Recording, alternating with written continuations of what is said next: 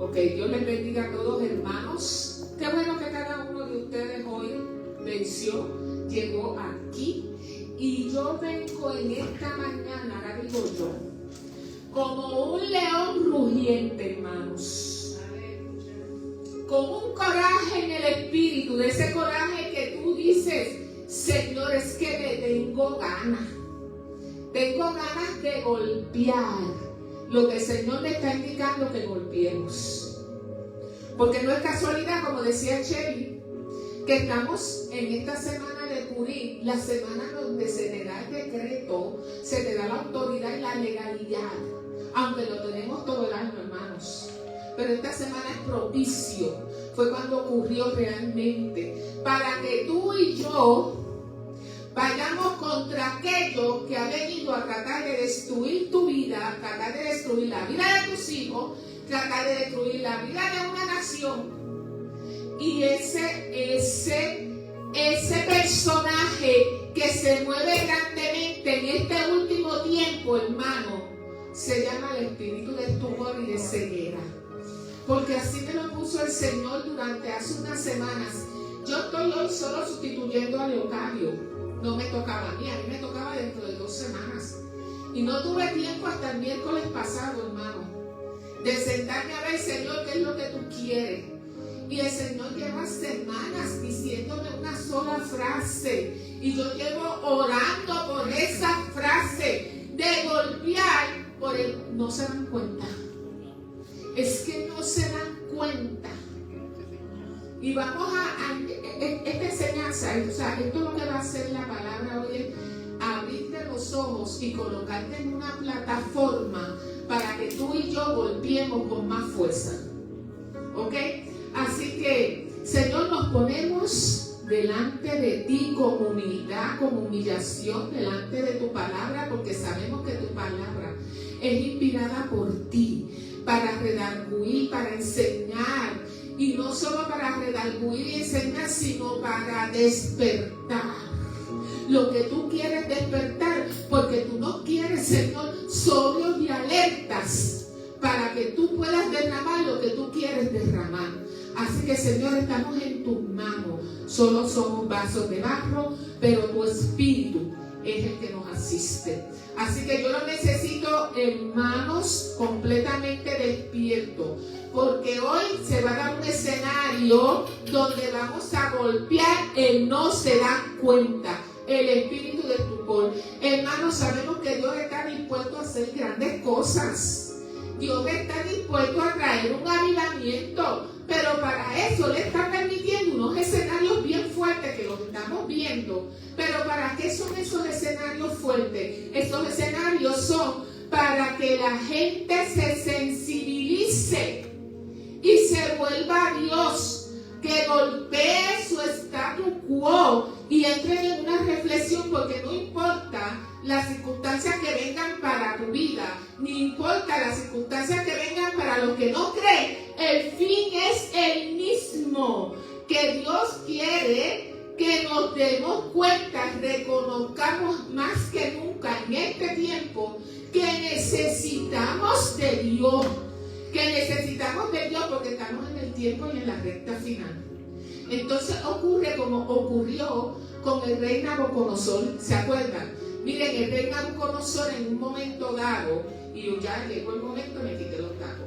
En un momento dado, el rey Nabucodonosor se paró y extendió su vista hacia todo lo que Dios le permitió lograr, porque lo usó como vaso de disciplina en un momento dado. Y él, muy altivo y soberbio, decía: yo soy dueño de todo esto, Babilonia. Yo soy el preferido y mencionaba el nombre de su Dios. Y decía: por mí se ha levantado esto y a mí no hay quien me toque ni hay otro más grande que yo.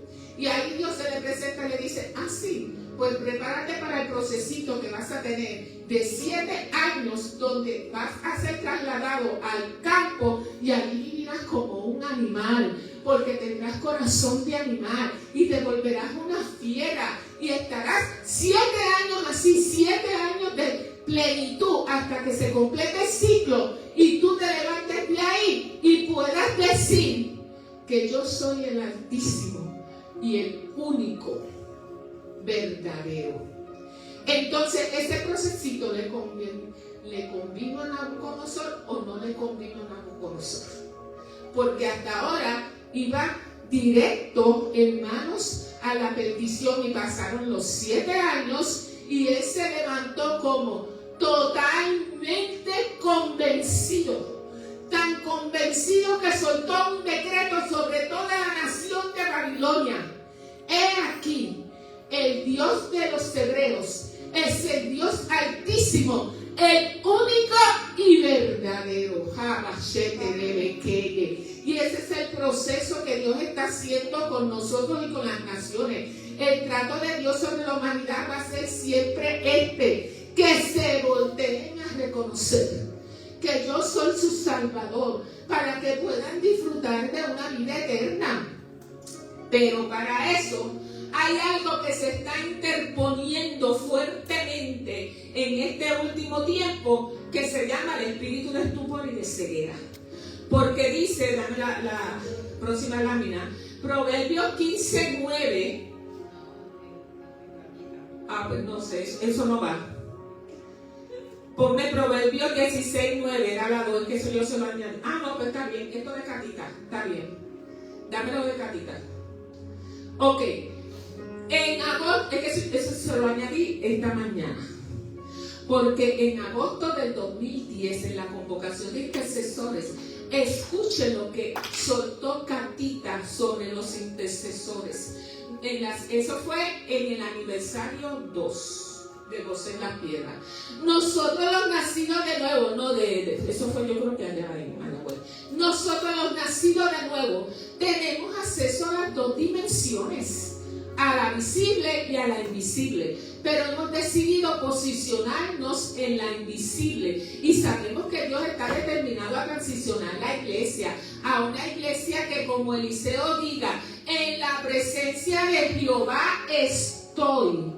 Cuando estoy en mi hora de devocional, cuando estoy en el shopping, cuando estoy en las compras, en la presencia de Dios estoy full time, hasta haciendo chistes porque no soy mística. En la presencia de Dios estoy, porque yo me muevo en una dimensión natural, pero yo habito en una sobrenatural. En el 2010, hermanos, y hoy ese es el tema sobre nosotros. Hasta a mí el Señor me dijo, te estoy enseñando a andar en una presencia continua. Y Dios se ha determinado a romper el lindero, la barrera de separación entre lo natural y lo sobrenatural. El Señor va a llevar a la iglesia a que, además de decretar y legislar proféticamente, vean. Miren, abran sus ojos así. El Señor no solo vas a decretar y legislar, es que yo vengo a abrirte los ojos, es que yo vengo a llevarte una dimensión nueva de ver, no solo lo que el Espíritu me dice, y yo digo que el Espíritu me dice, sino que me voy a levantar, que cantamos, el león se levanta, yo me voy a levantar.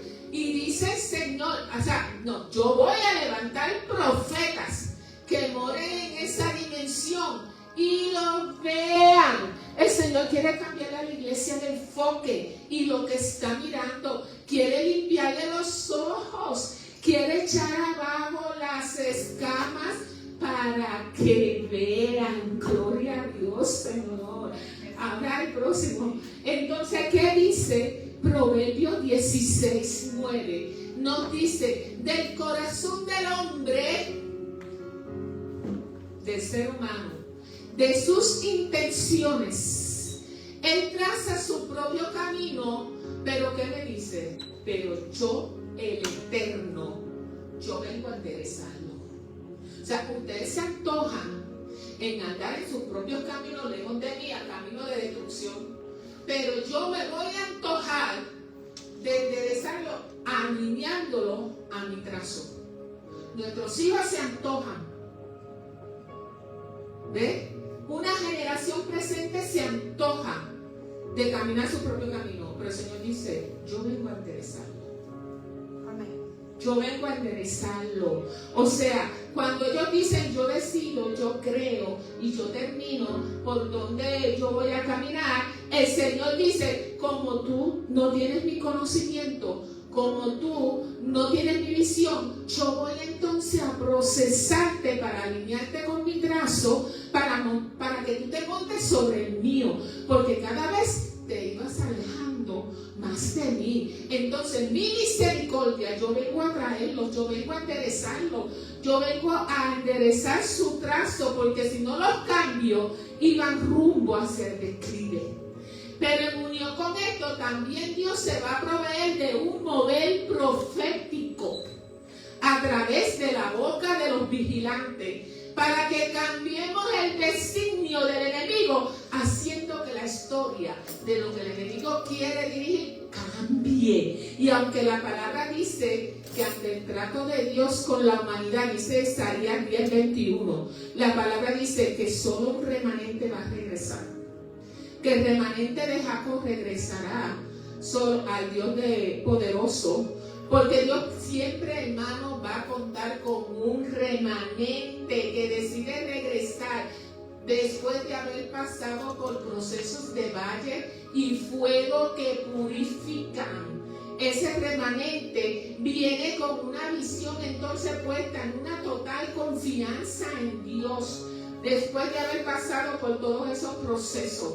Pero hermano, no me preocupa porque dice que son un remanente. ¿Usted no cree que debería decir una mayoría, hermano? Una mayoría. Por eso el Señor dice, voy a usar la boca también de los vigilantes para cambiar esa historia. Yo sigo declarando, Señor, que sea la mayoría. Aunque la palabra dice, Isaías 10:22, que aunque los hijos de Israel eran tan numerosos como la arena de la orilla del mar, un solo remanente es el que va a volver. Triste, hermano. Pero Dios no solo quiere que nosotros tengamos fe, hermano. Lo que Dios quiere es que sepamos que Él ya viene, pero Él quiere que eso nosotros lo esperemos trepados en una posición elevada, hermano, de certeza y de fe, de certeza y de convicción.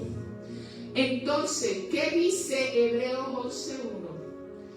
Ahora bien, la fe es tener confianza en lo que esperamos y es tener certeza de lo que no vemos, porque nosotros no caminamos por vista, caminamos por fe. Miren, hermano, aquí cuando nosotros empezamos a adorar, lo que habían llegado era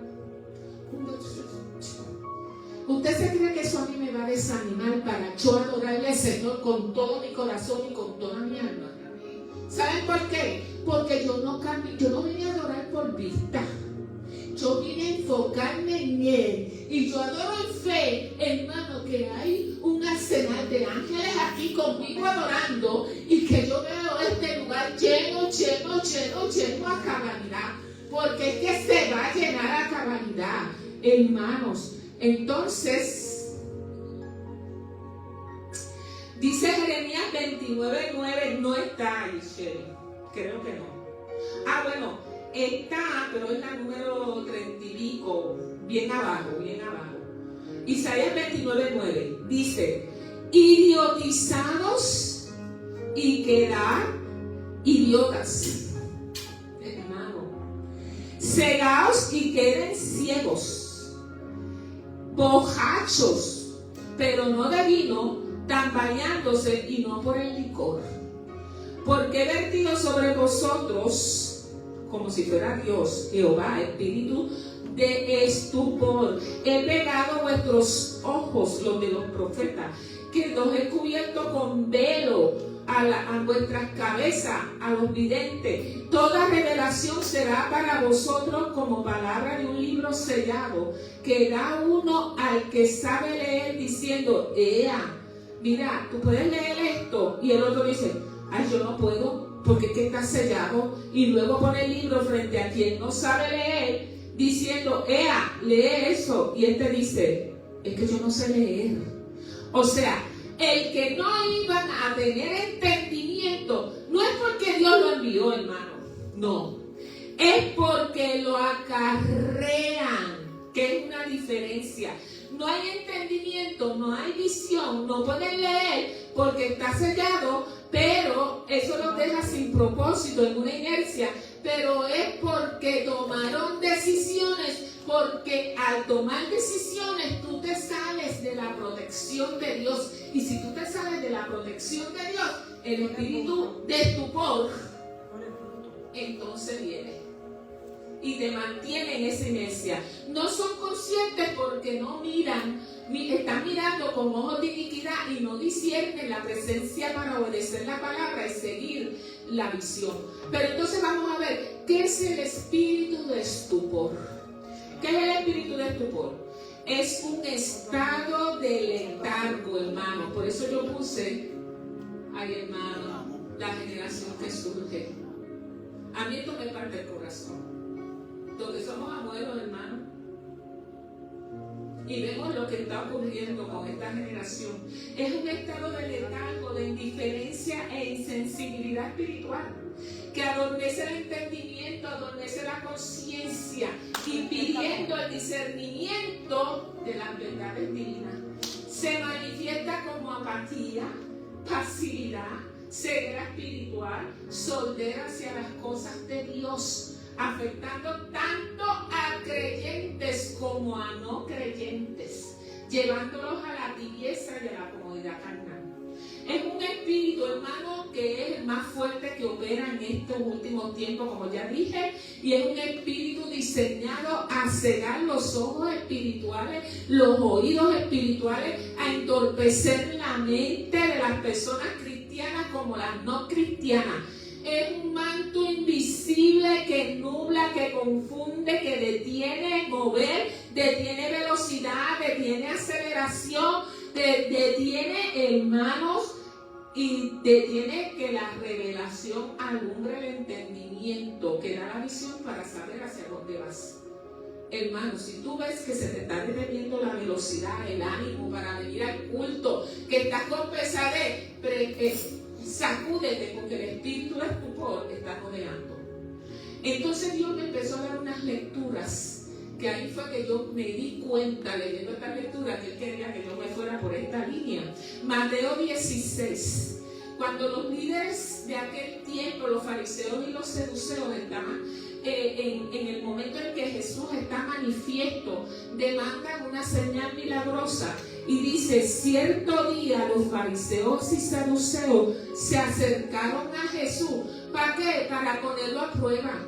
¿Y qué le exigían? Le exigían, danos una señal milagrosa del cielo para que tú nos demuestres tu autoridad, porque no te vemos. ¿Entiendes? Y él respondió, pero si ustedes conocen, ustedes saben que el cielo está rojo por la noche, por la mañana habrá buen clima. El cielo está rojo por la mañana, es que habrá mal clima todo el día. O sea, ustedes conocen las señales del clima en los cielos. O sea, ustedes conocen bien las señales del clima, de lo que ustedes pueden ver con los ojos naturales, pero ustedes no saben interpretar las señales de los tiempos, no saben interpretar, no tienen visión espiritual de lo que está pasando ahora mismo, de lo que viene, de lo que se debe hacer en este momento para andar sobre latino, para que no ande sobre un camino de destrucción, de ansiedad, de robo, de saqueo que el enemigo está marcando sobre las vidas y las naciones, porque se alinean solo a lo natural y no se dan cuenta, no lo pueden ver espiritualmente. Y esa es la frase que tú has estado poniéndome por semana, donde quiera me sale, es que no se dan cuenta. Yo estoy haciendo cosas nuevas, no se dan cuenta. El entendimiento está cerrado, están entumecidos, hay somnolencia, no se dan cuenta. Nosotros estamos ahora orando sin cesar, y más en esta puerta, porque sea el tiempo de despertar más grande, hermano, a entender la necesidad de volverse a Dios ante una puerta que pronto se va a cerrar. Antes de que se cierre, porque estamos en el último tiempo. Así que estamos en el tiempo que nos toca a esta generación clamor. Nada ocurre sin tu clamor. Hermano, todo hay que pelearlo. Entonces, si somos pasivos, hermanos, todo ocurre después que hay un clamor. Si no hay un clamor, no ocurre. Si mi hijo ahora mismo está a punto de un accidente como me pasó una vez y el Espíritu me llevó a tirarme al piso, ora por él, yo no sabía qué estaba pasando y me tiré al piso, y mientras me tiré al piso, allá el cajón quedó como un acordeón, pero salió ileso, porque hubo clamor, porque obedecí. Pero si no, Dios no iba a poder meter la mano, y nosotros estamos en ese punto de orar sin cesar para contrarrestar que las generaciones venideras de nuestros nietos, hermanos, de nuestros bisnietos, nazcan en tal enajenación de apostasía, a pesar que se dice que es el tiempo de apostasía, que no se den cuenta que hay un camino marcado por el cielo para sus vidas, para bendecirlo, para vivir una vida plena de lo que es el propósito de ellos en esta tierra, escrito en el libro de su vida. Y que no van a coger el camino paralelo que es contrapuesto, el camino de destrucción, el camino de saqueo, de ansiedad, de temor, de sufrimiento, lleno de ilusiones y espejismo, pero que realmente redunda en un pozo de amargura. Yo no quiero eso para mi generación, ni tú tampoco. Así que, volviendo otra vez al pasaje donde aquellos religiosos saduceos y fariseos pedían señal, aquí el problema redundaba, hermano, que la visitación de Jesús se venía profetizando por años y años, y cuando Jesús se manifestó, desde que Jesús se manifestó, había señales de sanidad. El cojo andaba, el ciego veía, hermano, cuántas señales, hasta Lázaro resucitó, y esta gente seguía sin estar convencidos.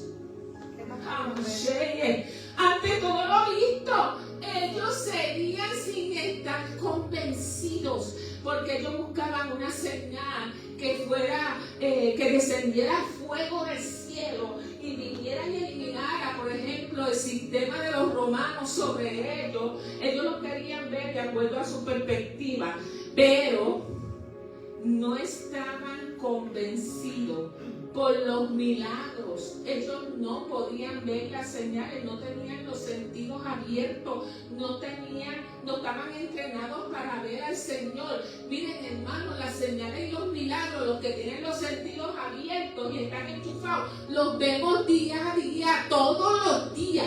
Hay pequeñas cosas que parecen pequeñas, pero son milagros diarios todos los días. Ocurren esos milagros. El problema es que hay espíritu de ceguera, de sordera, que rodea a aquellos que no han procurado acercarse a la luz del mundo, que los va a dejar ver más allá de lo que ven y oír más allá de lo que oyen. ¿Qué nos compartió la pastora? El pasado miércoles o el anterior, no sé, ella nos compartió una palabra que ella está mezclada, hermanos, con la de ella y lo que dijo el profeta Shan, qué sé yo, que decía, Shelly, dame la próxima. Dice, Dios no hace nada sin antes revelarlo. No, eso lo digo yo. Dios no hace nada sin antes revelarlo a sus siervos los profetas. Eso no fue parte de la palabra. Pero la palabra decía, y Dios está hablando, y se están cumpliendo las profecías en una forma acelerada como nunca antes la habíamos visto, porque estamos bajo una unción de aceleración que se ha desatado desde el cielo. Entonces lo que estamos viendo, aunque la prensa secular te lo quiera ocultar, es un fresco derramar de su espíritu sobre las generaciones y naciones. Yo oro para que los medios noticiosos controlados por el nuevo orden mundial caigan. Hermano, salió una noticia, para que está en inglés, pero la pastora me envió.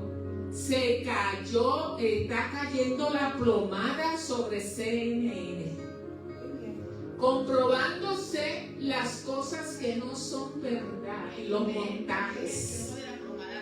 Sí, exacto. Cayó sobre aquello que quiere traer tanta ceguera y que se alinea de acuerdo al sistema. Dios lo está sacando a la luz en este momento, hermano. Al final les voy a enseñar la noticia. Entonces, estamos enchufados a lo que el enemigo usa para crear la verdad, que quiere que entiendas de acuerdo a sus planes, y el mundo vive entonces desenchufado de la verdad de Dios, hermano.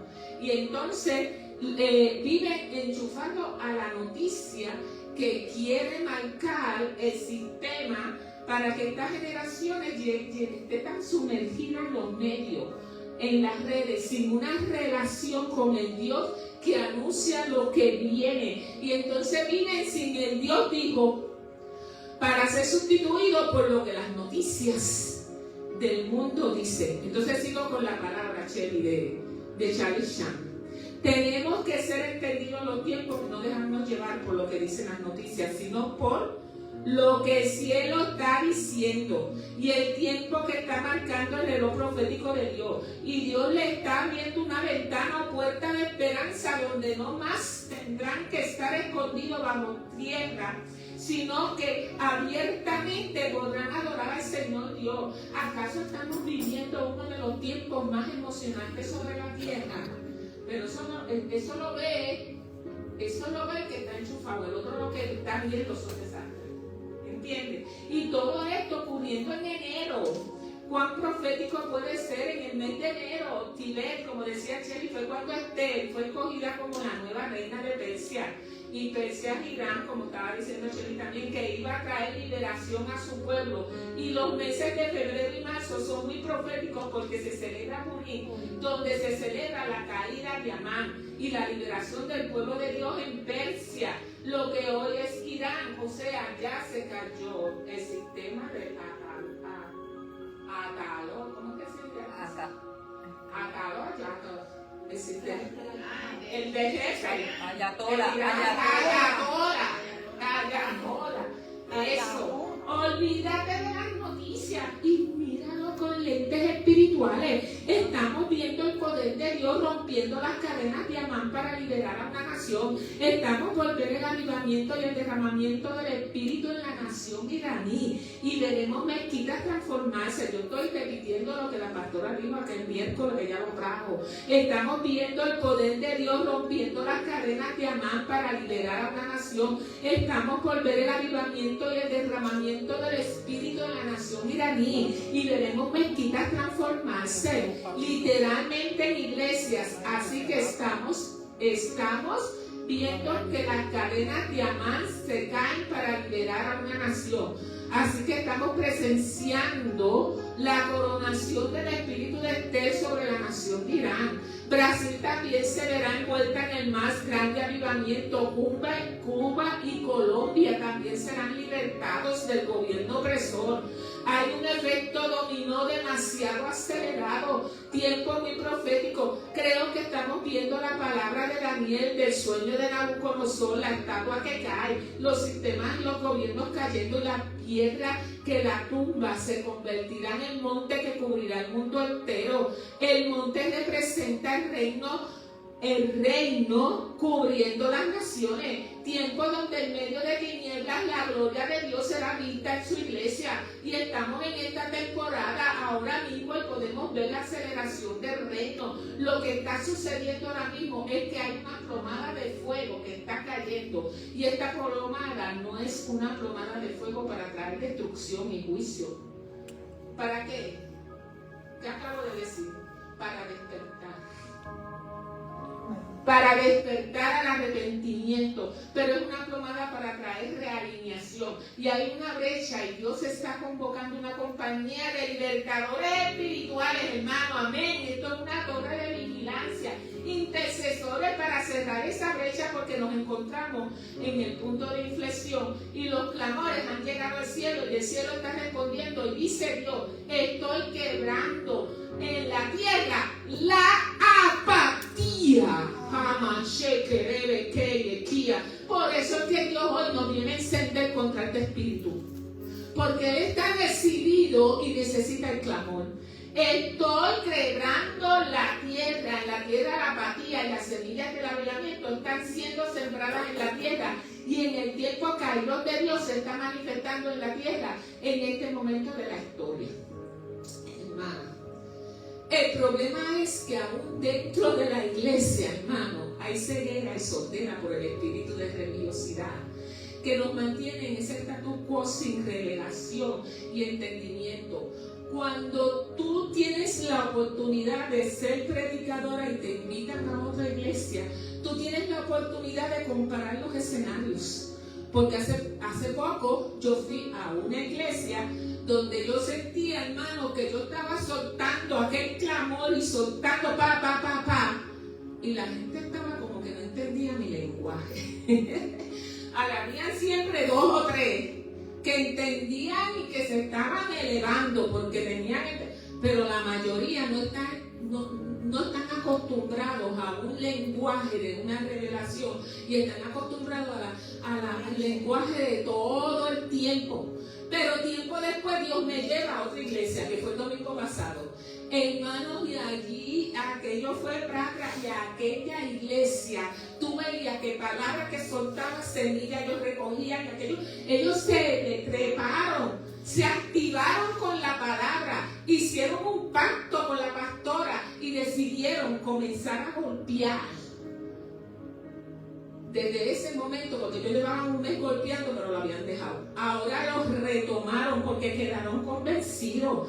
Porque, hermanos, Jesús condenó la hipocresía de los fariseos y seducción.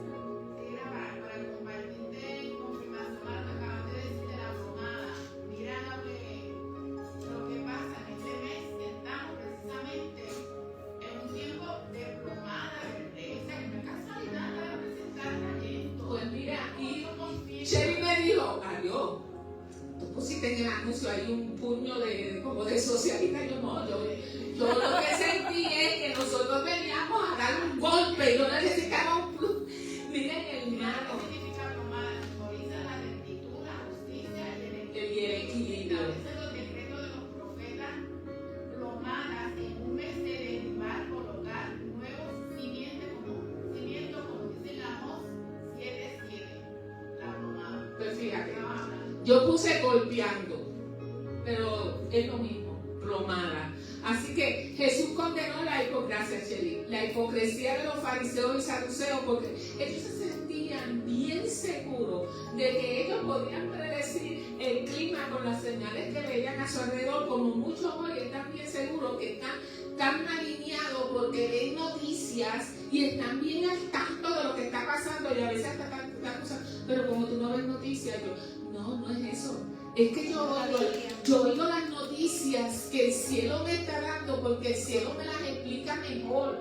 Ya esas noticias que tú estás viendo, ya el cielo a nosotros nos las explicó. Mira, están hasta escritas que en los últimos tiempos va a pasar esto. Por tanto, no estoy enajenada como crees. ¿Ves? Entonces hubo profecías y entonces ellos se creían bien sabios, pero no pudieron ver las señales mesiánicas de que Jesús estaba delante de ellos. Hubo profecías, circunstancias, evidencias, hermano, pero ellos no lo pudieron ver. Entonces, ¿qué le dijo Jesús? Es que los que me están pidiendo la señal, ¿cómo lo llamó? Generación mala y adúltera. Está demandando una señal cuando ya lo he enviado tantas. No recuerdan que las señales por sí solas no convierten a nadie, hermano. Miren, cuántas veces la palabra ha puesto los ejemplos de aquellos que vieron señales impresionantes y aún así no creyeron. Hermano, entonces Jesús, después de esto, vemos que Jesús está con los discípulos y en la próxima Mateo 16, de 5 al 12. Después de que vieron señal, Jesús está con los discípulos y los va a prevenir de algo que viene. Y el Señor le dice, más tarde, cuando ya habían cruzado al otro lado, después de un tiempo que ustedes andan conmigo, han visto que yo sano el cojo, que yo le doy vista al ciego, han visto mis señales. Y no solo eso, vienen de una experiencia extraordinaria de multiplicación de panes y peces. Por tanto, ya se supone que ustedes hubiesen pasado al otro lado de una visión extendida, más alta, que sus sentidos estén, miren, que lo capten así. Entonces, cuando ellos están, de momento, ellos dicen, ¡ay, se nos olvidó el pan! ¡Ay, no vamos a tener que comer! ¡Ay, se nos olvidó el pan! Pedrito, se nos olvidó el pan. Entonces, el Señor les dice, un momento, atención, que les voy a dar una advertencia.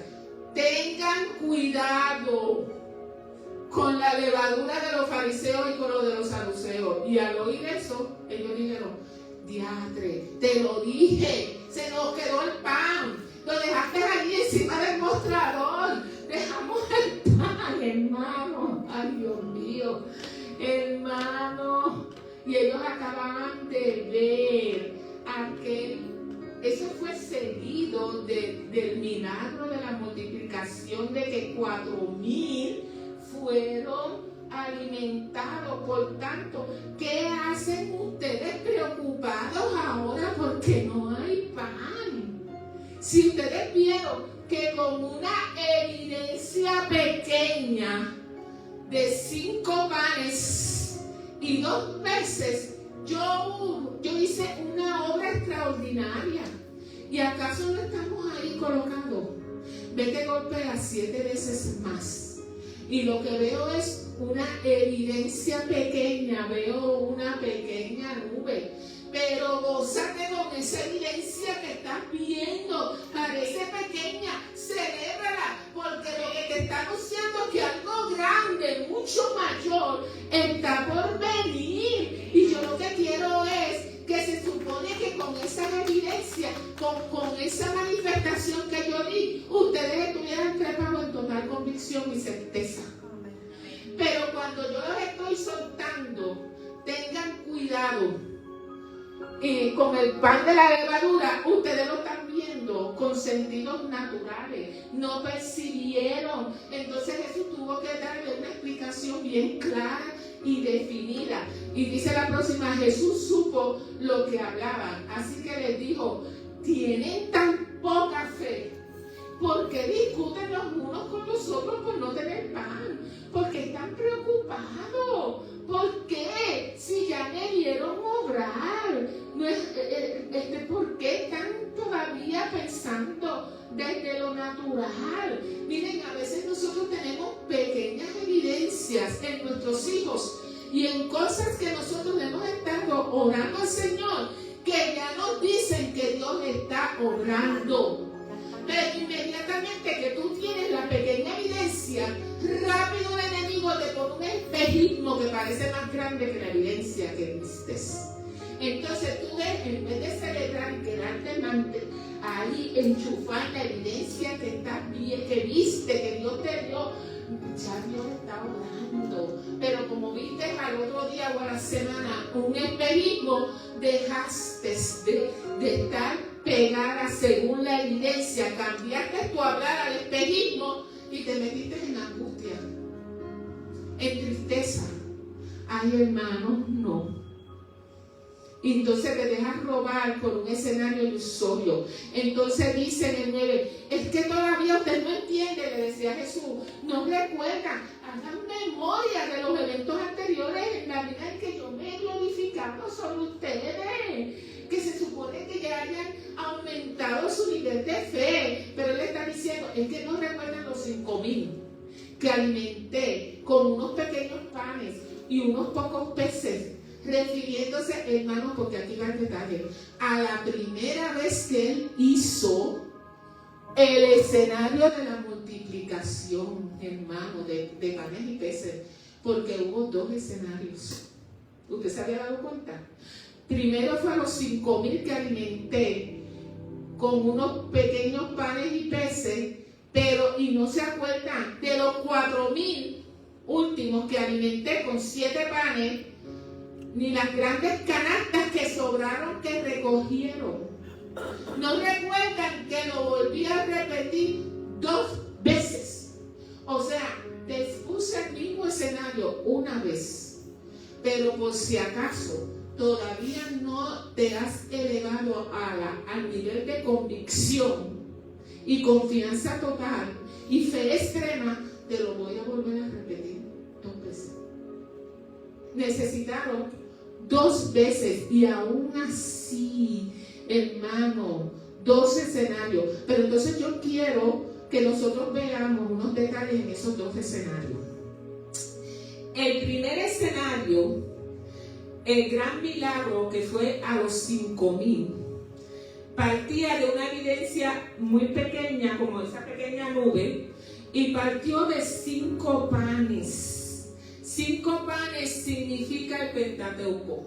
5 panes, los primeros 5 libros de la Biblia de Moisés. Así que Jesús se presenta aquí como el nuevo Moisés que va a dar maná en el desierto. Yo ahora soy el nuevo Moisés que voy a dar maná en el desierto. Pero ¿dónde ocurrió este primer milagro? Este primer milagro ocurrió en Bethsaida, en el mar de Galilea. O sea, era un territorio totalmente judío. Por tanto, los destinatarios que tuvieron la presencia de este primer milagro fueron los judíos, su pueblo. Yo vengo a golpear para traer a una visión mayor a mi pueblo. Las canastas sobrantes fueron 12, pero en la raíz de canastas hebraicas que hay en el primer milagro y en el segundo son diferentes. Y en la primera vez era cofinos, que significa canastas pequeñas, cestas pequeñas. Y significaban 12, las 12 tribus de Israel. Así que el mensaje en la primera vez es: Jesús es el proveedor suficiente para todo el pueblo elegido. Yo soy suficiente para todo mi pueblo, el que cree en mí. Pero en la segunda ocasión en que el milagro de multiplicación se dio en la región de Decápolis, un territorio pagano, gentil. Y aquí la evidencia que Dios utilizó pequeña para hacer el milagro no fueron 5 panes, fueron 7. ¿Y qué significa 7? Plenitud. ¿Y qué significaba eso? Que el pan de vida es suficiente ahora para todos los pueblos. Se amplió, hermanos. Yo estoy dando, lo repito 2 veces: 1, para golpear la visión de mi pueblo, y 2, para golpear la ceguera de todos los pueblos y las naciones. Porque entonces aquí eran 4,000, pero eran gentiles, y las canastas que sobraron aquí eran tan grandes que cabía una persona. Así que quiere decir que lo que sobró en manifestación fue mayor. Así que indica que la bendición de Dios ahora se extiende al mundo. Todo se extendió a mayor. O sea, en resumen, la primera vez fue para que el pueblo de Israel entendiera y elevara su visión, pero la segunda vez era para que el pueblo gentil, Dios se ocupó de los 2, hermanos, eliminara la ceguera. Entonces, ¿cómo fue el tiempo de espera? En un día, en el primer evento, estuvieron con Jesús un día de enseñanza, y al otro día inmediatamente se atendió una necesidad tras una enseñanza. Pero en el segundo evento estuvieron con Jesús 3 días, hermano. 3 días. O sea, hace ya 3 días que están conmigo. ¿Y saben lo que significa 3? Un periodo de preparación y de transformación para yo traer una gran evidencia de una revelación mayor, hermano. O sea, hermanos, es que Jesús, estamos nosotros en el tercer día. De un tiempo para acá, Dios metió la iglesia en el tercer día, en el periodo de preparación, de transformación espiritual, antes de que una gran revelación mayor llegue y seamos elevados, que es lo que estamos esperando ahora, elevados a otra dimensión que te deja ahora en un plano de convicción, pero que todavía, que también va a incluir a los que todavía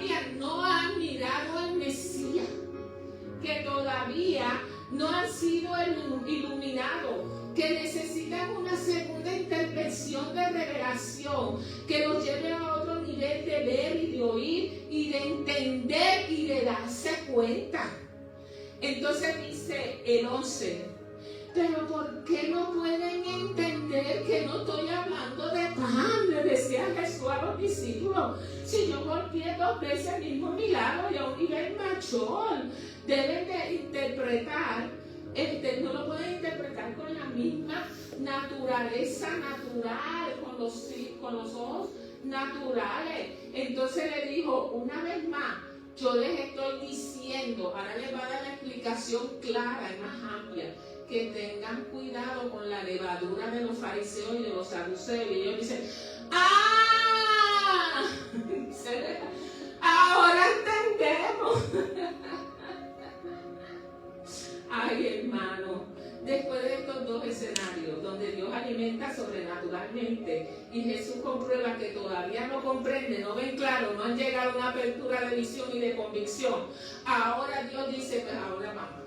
Le quedaba a Jesús 6 meses para llegar a la cruz y dijo, esto no se puede quedar así. Ahora vengan, vamos a la región de Cesarea, de Filipo, una región que estaba a 300 metros más alto que el mar, bien alto. Yo los voy a llevar ahora a una elevación más alta,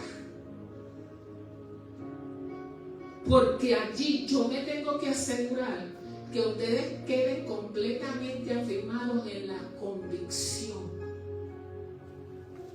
de quién soy yo.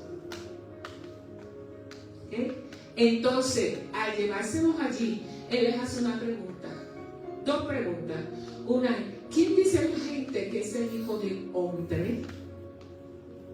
Hermano, él está haciendo esa pregunta en la región de Cesarea de Filipo. Era una región totalmente pagana, y donde Dios les está haciendo esa pregunta, había una cueva detrás, que quien estaba allí decía que fue el nacimiento del Dios, el Dios Pan, el Dios de la naturaleza. Y acá tenían un templo de mármol blanco que Herodes el Grande había edificado a la divinidad de César.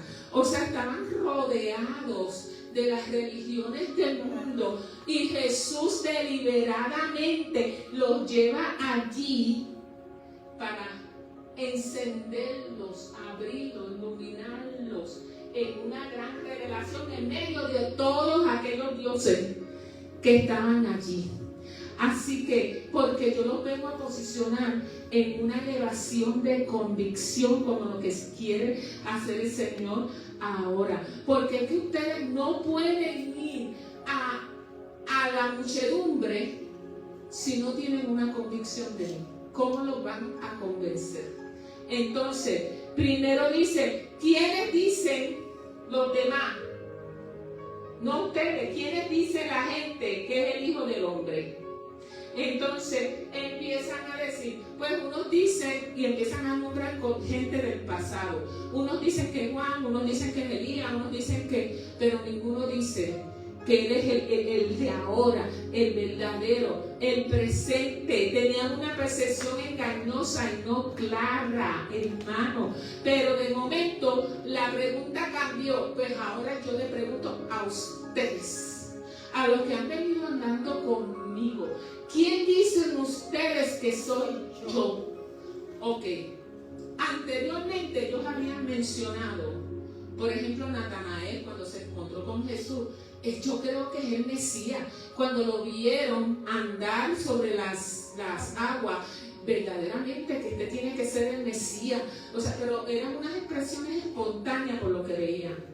Pero lo que allí se afirmó y salió, que salió de la boca de Pedro, que era el vocero, aquello vino por una revelación del cielo que no se lo reveló ni carne ni sangre, vino directamente del cielo. Yo vengo a iluminarte, a abrir tu entendimiento en una convicción tal que tú mismo te vas a sorprender, y era como si lo estuvieran viendo por primera vez, y si abrieran sus ojos y dijera, tú eres el Cristo. el Hijo de Dios. Tú eres Dios. Porque, hermanos, hay una diferencia cuando nosotros nos han enseñado las cosas a través de carne y sangre. Pero cuando es el mismo Dios que te las revela, aunque tú lo habías oído antes, en ese momento tú quedaste tan iluminada que es como si lo hubieses visto por primera vez. Son dos cosas diferentes. Una enseñanza por carne y sangre o porque lo leo, qué sé yo, pero otra que te la da el mismo Espíritu Santo.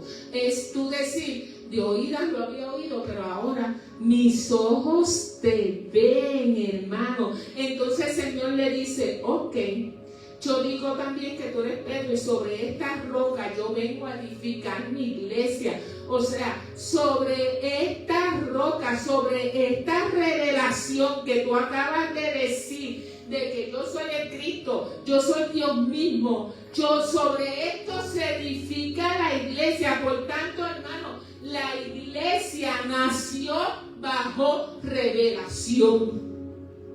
Porque de ahí en adelante, sobre eso, es que se iba a edificar la iglesia. La iglesia en su primer estado, en su génesis, nace por revelación. La iglesia nace a partir de revelación sobrenatural del cielo y no bajo sabiduría humana. Sobre revelación directamente del cielo, no por carne y sangre. Entonces, ¿qué le pasó a la iglesia? Que de momento estaban andando según carne y sangre, que de momento estaban andando bajo conceptos humanos. ¿Qué le pasó a la iglesia? Que andaba bajo agendas humanas, con falta de revelación, sin conexión de lo que marcaba el cielo. ¿Por qué? ¿Qué pasó? Porque en el camino el enemigo le fue quitando visión, le fue quitando diseño, y por eso Dios nos arrancó de una estructura y nos llevó hasta Mayagüez a un taller que se llamaba ¿Dónde se perdió el diseño? Porque ya la iglesia en el tercer día Dios le estaba devolviendo la visión de su origen, le estaba quitando Babilonia, le estaba quitando todo eso para volverle a darle visión. Porque la iglesia estaba como el ciego, que Dios lo sacó fuera de la aldea. Pero a la primer toque, dijo, veo borroso aún. Pero le tuvo que dar un segundo toque para que viera completamente claro. Por eso es que vemos que a veces los eventos, como este de la multiplicación, hubo que darnos 2 veces. Dios da 2 toques para poderla sacar. Y nosotros sabemos, hermano, que estamos en escenarios de sequedad a nivel mundial y que se están manifestando todos estos escenarios contrapuestos. Shelly decía que el eclipse se va a ver la mitad oscura y la mitad alumbrada, porque indica que los escenarios son contrapuestos, porque nosotros hemos estado advirtiendo que ciertamente viene la lluvia, pero la lluvia no va a caer igual en todos los lugares. En unos sitios lloverá, en otros sitios no lloverá, pero nosotros también decíamos que en la última prédica, que cuando cayó la lluvia, hermano, en los tiempos de Noé, a uno los iba a ahogar y a otros los iba a elevar a una dimensión espiritual. ¿Y qué es lo que estamos viendo? La lluvia ya comenzó a caer y a uno los está ahogando. Por eso está saliendo todas estas carpetas a la luz y muchos están siendo apresados, están siendo revelados su desnudez, porque a esos lo ahogó. Pero a otros, por otro lado, vemos los jóvenes en las universidades convirtiéndose en la lluvia. Son escenarios contrapuestos que están ocurriendo tal y como anunciamos. Y vamos a ver Amós 4, 7, 8. Yo creo que lo he traído en todas las últimas prédicas. Pero hoy yo quiero resaltar una frase que dice: os hice estar abiertos limpio. Le está hablando al pueblo de Israel cuando cayó el juicio de que no iba a llover. Os quise estar ardiente limpio en todas vuestras ciudades. O sea, yo te vine a humillar de tal manera que tus dientes se quedaron limpios porque no tenías comida para comer. ¿Entiendes? Entonces hubo falta de pan en todo vuestro pueblo, mas no volviste a mí. Entonces también detuve la lluvia 3 meses antes de la siega e hice llover sobre una ciudad y sobre otra ciudad. No hice llover sobre una parte llovió y la parte sobre la cual no llovió se secó. O sea, yo hice una provisión de lluvia con una distinción tan grande que tú vieras que allí cayó lluvia, pero aquí no cayó. Pero eso era para que tú te preguntaras por qué a aquel le cayó lluvia y a mí no me está cayendo. Pero no entendieron el mensaje ante unas distinciones tan evidentes. Se supone que esto te volviera un temor reverencial. Que Señor, yo no quiero que las lluvias me ahoguen, sino que me eleven. Entonces dice el otro, y venían 2 o 3 ciudades a una ciudad para beber agua y no se saciaban, y con todo no os volviste a mí. O sea, a pesar de lo que ven, de lo que sucede, no aprenden, no se vuelven a mí. ¿Y qué símbolo lluvia? Lluvia simboliza benevolencia, mi favor, mi gracia. Pero si tú no lo ves, entonces yo tengo que despertarte de ese gran sueño. Pero ¿qué es lo que está pasando, hermano, con la generación presente en Oseas 7:9? Dice, les socavan su fuerza los extraños. O sea, estaban siendo devastados por circunstancias que los debilitan, por su idolatría. Pero no se dan cuenta, aún por lo que están pasando, no se dan cuenta. Y entonces dice, y el cabello cano se esparce en él, pero no se dan cuenta. En unas versiones dice que el cabello cano es que llegan a la vejez con una circunstancia que los están afligiendo y aún no se dan cuenta. Pero la textual dice que significa que se le está poniendo blanco porque la lepra se lo está comiendo y aún así no se dan cuenta. Y la propia soberbia de Israel testifica en contra suya, pero ellos no se vuelven a Jehová su Dios a pesar de todo, no lo buscan. ¿Por qué? Porque la nación estuvo devastada, pero no lo supieron. El momento en que llegó la crisis es el momento, hermano, de reflexionar y volverse a Dios. Pero esta generación presente tarda en eso, no lo hacen. Miren, yo recuerdo rapidito que yo era comerciante, tenía farmacia, tenía mi shop y me iba muy bien. Tenía un grupo de batuteros que ganaron como 7 años consecutivos campeonas. En la universidad, gloria a Dios, Dios me permitió estar con beca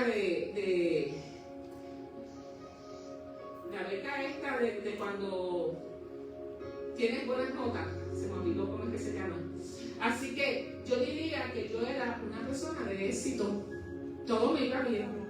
Pero de momento llegó el día malo. De momento me quitaron los negocios, me quedé sin el negocio y todo eso. Y entonces eso te golpea, pero es lo que te hace reflexionar. A mí me hizo reflexionar y fue cuando yo dije, es hora de buscar a Dios. Yo me afirmé en eso, es hora de buscar a Dios, hermano, y quedé convencida. Mi esposo me dijo, ahí donde tú estás yo no voy a estar.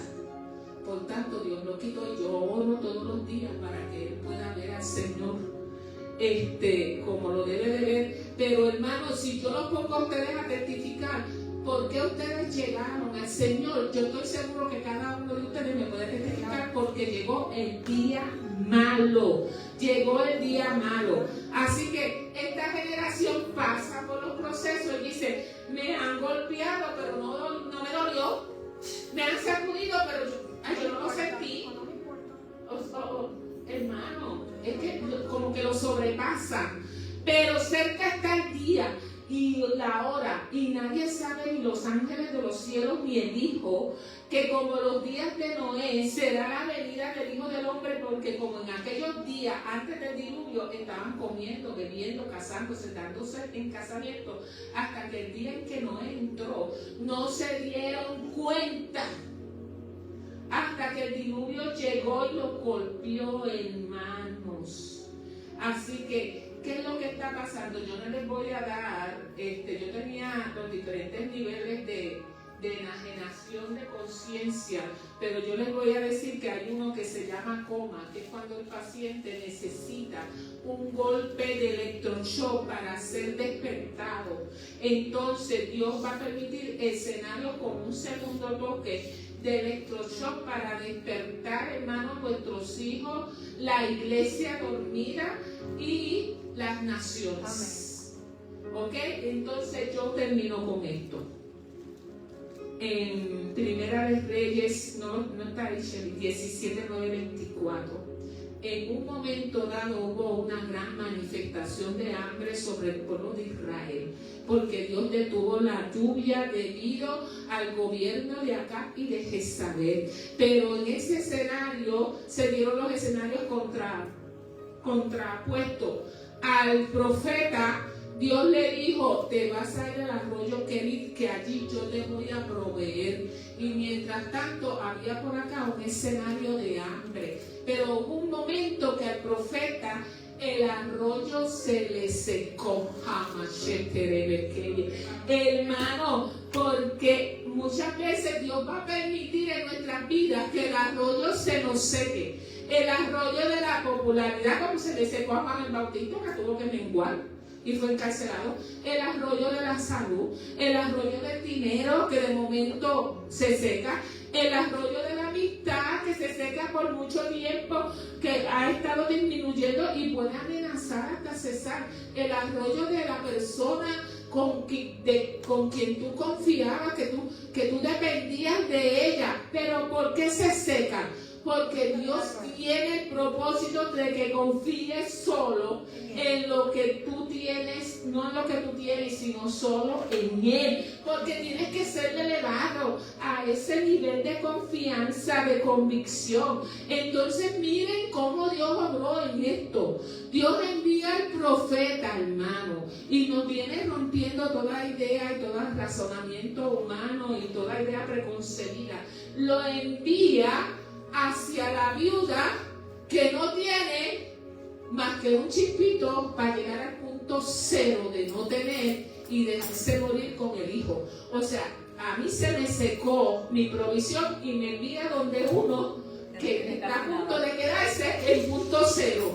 Hermanos, ¿por qué? Porque Dios va a regar con la fe de los dos. El del pueblo de Dios, porque lo envió de una viuda gentil pagana en un país, una ciudad que adoraban dioses. Entonces yo voy a bregar con la ceguera de mi pueblo, a llevarlos a un nivel de fe que quiero, y voy a bregar también con el gentil que todavía no me ha visto. Son dos escenarios paralelos que Dios está haciendo. Entonces allí le dijo al profeta: ve donde la viuda, que yo le he dicho a ella que te va a sustentar. Pero ¿saben qué? La viuda no sabía nada. O sea, cuando Dios dice eso, es que Dios preparó el camino en el corazón de ella interiormente, de que cuando el profeta le diera unas instrucciones, ella obedeciera. Pero ella ni sabía que cuando fue a buscar leña se iba a encontrar con el profeta, ni sabía lo que Dios iba a hacer. Pero Dios, la convergencia de Dios, hermano, la convergencia de Dios. Entonces el profeta tenía que confiar y obedecer de que aquello que estaba viendo, que ella lo que le quedaba un chispito, me podía sustentar, y ella tuvo que obedecer, creer y obedecer que lo que me está diciendo el profeta, de que si yo le doy de lo poco que tengo, entonces Dios me va a multiplicar. Y entonces la fe de él obedeciendo y la fe de ella obedeciendo se besaron. Y el milagro se manifestó, hermano, como se manifestó el de la multiplicación de los panes y los peces, y lo sostuvo por varios días. Pero el Señor dijo: yo la tengo que probar, y yo tengo que ver si ellos están ya elevados a la convicción. Por tanto, viene un segundo escenario, el segundo toque, para sacar al ciego y vea completamente en convicción. Por tanto, ahora le vino un escenario de quebrantamiento, un electroshock, hermano, donde el hijo murió. Y entonces, ante ante ese escenario, se supone que ella dijera, pero ya yo vi a Dios obrar ayer, como nosotros decíamos, que cantamos, lo que fue decretado para destrucción, mañana será para salvación. Se supone que ella dijera, wow, esto se ve, pero es que yo ayer pasé por un escenario donde, Señor, tú proveíste de lo que yo no tenía y mi hijo no murió. Por tanto, ¿por qué yo me voy a angustiar con esto ahora? Pero hermano, el escenario fue de hambre a muerte.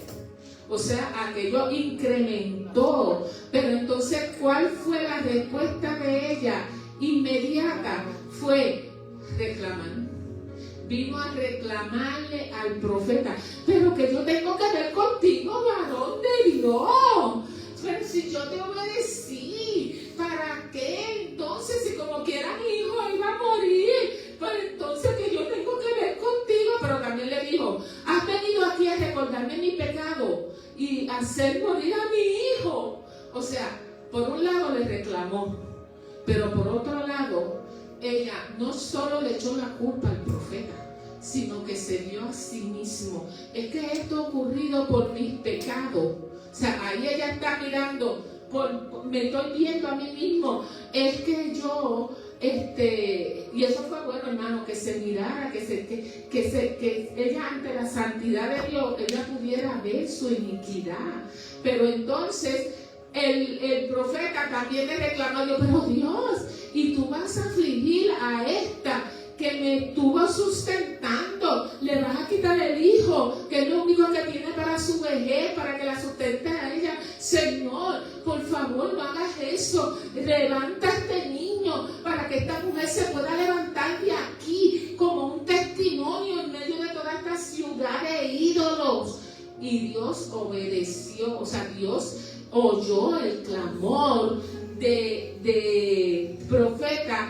Y entonces, cuando el hijo resucita, que fue el primer milagro que se dio de resurrección, cuando el hijo resucita, ella hace una exclamación y dice, ahora veo que realmente, ahora veo, ahora mis ojos te ven, ahora sí que entendí totalmente que tú eres un mensajero de Dios, que esto viene de Dios. Pero necesitó el segundo toque, necesitó un segundo escenario. Por eso tú puedes haber visto que tuviste un escenario donde fue fuerte, pero viste que Dios allí te suplió, Dios allí te proveyó, te sostuvo. Pero de momento te llevan a un escenario más fuerte.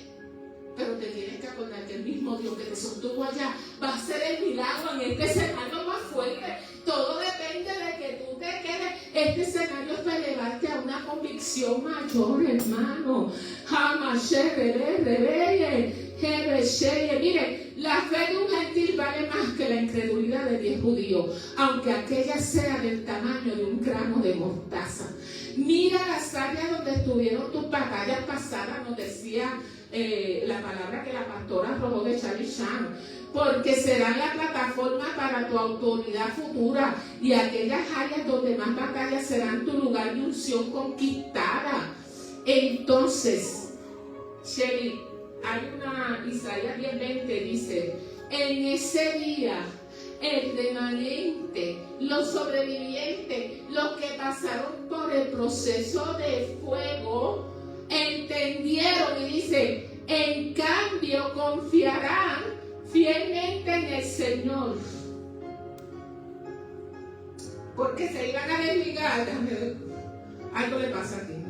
Allá no seguirán confiando en los aliados que buscan destruirlo. Ya no van a confiar en la bebida, ya no van a confiar en las drogas, ya no van a confiar en los entretenimientos, en las distracciones, en las cosas que antes confiaban, porque hubo un cambio. Hubo un cambio. Así que, hermanos, yo creo que esto es lo que viene.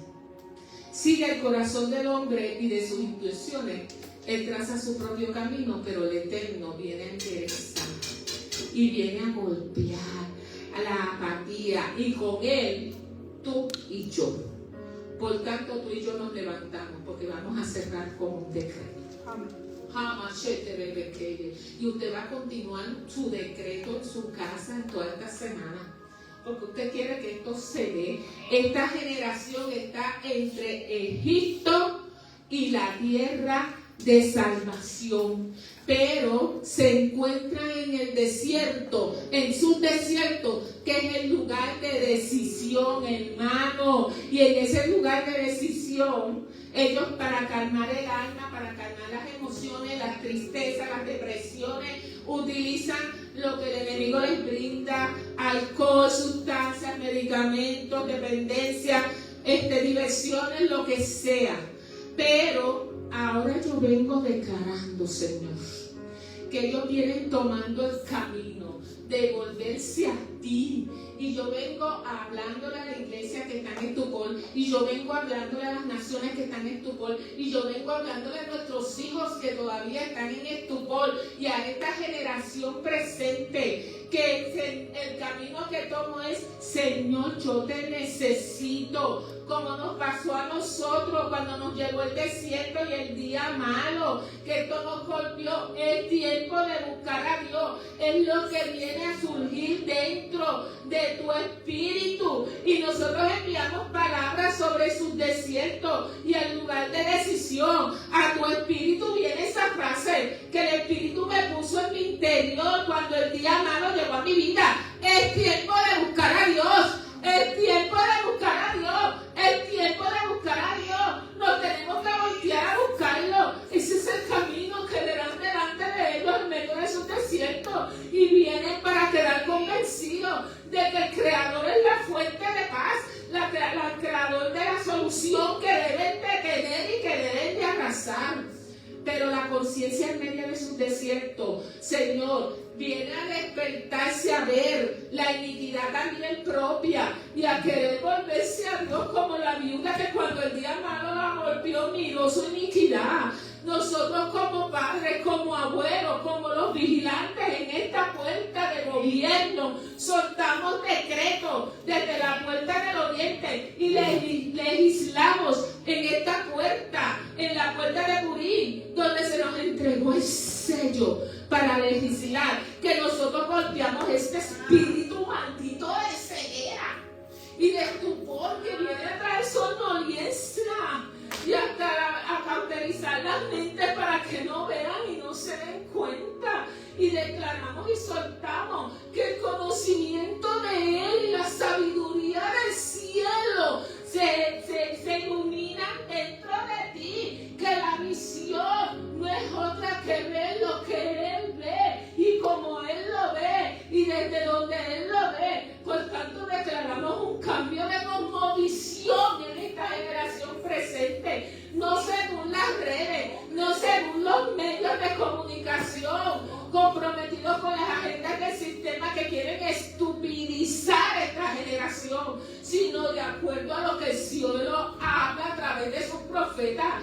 Y en cambio ellos son trasladados a la conquista, a alcanzar, a lograr todo aquello que el libro de la vida está declarando de ellos, y que el enemigo ha venido estorbando y robando. No más, tú lo sueltas. Hoy la palabra profética soltada desde los padres acá, de la generación anterior como vigilantes en esta puerta, viene a cambiar el designio del enemigo, haciendo que esta historia de enajenación, apatía y apostasía sobre esta generación tiene que cambiar. El despertar más glorioso que se ha visto en toda la historia, del avivamiento más grande y consistente, con un arrepentimiento masivo antes de que se cierre el libro y Jesús venga, ha de manifestarse. Y soltamos esta palabra al corazón de nuestros hijos, al corazón de los niños y jóvenes que vienen detrás de nosotros,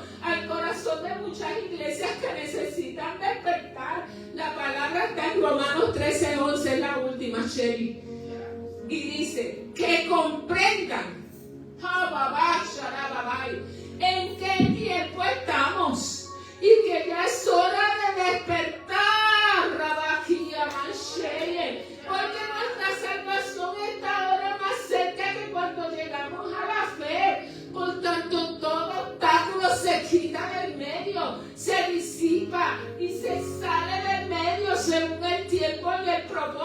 celo. Sales del desierto y de la zona cero y entras a la actividad de Dios. Escucha bien. Tú vas a ser un indicador de los cielos abiertos y caminas en los tiempos adecuados de Dios. El rema de su palabra está sobre ti. Tú caminas como indicador, como demostrado en el nombre de Jesús. Eres un indicador de lo que sucede arriba. Eres un indicador para que suceda aquí abajo en el nombre de Jesús. Se sella esta palabra sobre tu vida y se rompe todo velo. Y lo que estuvo obstruyendo no vuelve a levantarse en el nombre poderoso de Jesús. Porque decretamos que oídos, ojos y corazón, entendimiento son devueltos a la vida de la iglesia, a la vida de las naciones, a la vida de nuestros hijos, a la vida de los hijos pródigos, y eres devuelto al verdadero propósito, porque decretamos que solo escuchas, que solo ves y que solo entiendes el verdadero plan de Dios sobre tu vida y sobre las naciones. Así lo afirmamos en este día de hoy, en esta puerta. Y este pueblo dice conmigo, usted estaba aquí, hermano. Sí, porque ustedes se les dio plomada. Ustedes dicen amén, amén y amén. Porque con sello va. Gracias, Dios. Te damos gracias, Señor. Porque tú eres bueno, porque tú marcas tiempo. Gracias, Señor, porque en tu misericordia tú nos llevas de las manos y nos colocas exactamente a clamar como clamó Elías, de acuerdo a tu voluntad, cuando quería que clamara que no haya lluvia, pero cuando viene tiempo de lluvia lo pusiste a clamar. Y nosotros estamos clamando por el tiempo de lluvia alineados a ti. Gracias, Dios. Nos despedimos de los de Facebook. Hermanos, yo los bendigo y continúe con el clamor.